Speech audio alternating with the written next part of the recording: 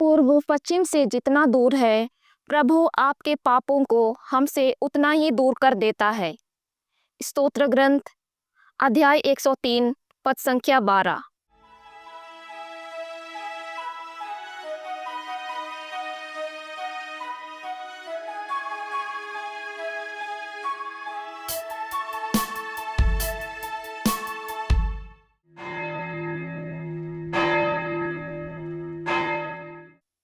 मधुरिम सुप्रभात।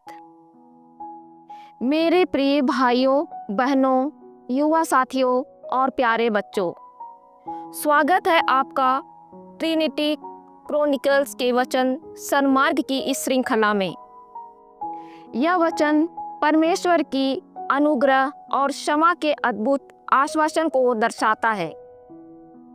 आज के डिजिटल युग में जहां लोग अपने अतीत के निर्णयों और गलतियों का सामना करते हैं, यह संदेश विशेष रूप से महत्वपूर्ण है। यह संदेश हमारे लिए एक नई शुरुआत की संभावना प्रस्तुत करता है। प्रभु यीशु मसीह हमसे मत्ती अध्याय 6 पद संख्या 14 और 15 में कहते हैं, यदि तुम दूसरों के अपराध क्षमा करोगे तो तुम्हारा स्वर्गीय पिता भी तुम्हें क्षमा करेगा, परंतु यदि तुम दूसरों को क्षमा नहीं करोगे तो तुम्हारा पिता भी तुम्हारे अपराध क्षमा नहीं करेगा। आधुनिक समय में सोशल मीडिया और डिजिटल प्लेटफॉर्मों पर अक्सर लोग एक दूसरे की गलतियों को उजागर करते हैं, जिससे आलोचना और शर्मिंदगी बढ़ती है। लोग एक दूसरे को माफ करने में कठिनाई महसूस करते हैं, जिससे मानसिक और भावनात्मक तनाव बढ़ता है।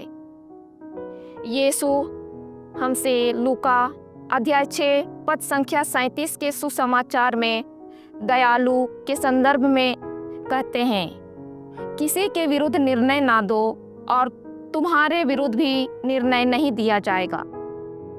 क्षमा करो और तुम्हें भी क्षमा मिल जाएगी।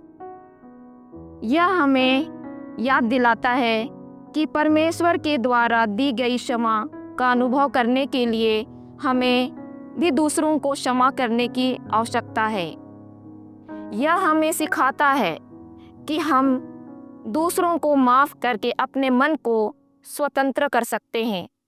इस प्रकार यह वचन हमें याद दिलाता है कि परमेश्वर हमारी गलतियों को दूर कर देता है और हमें नई शुरुआत की संभावना प्रदान करता है।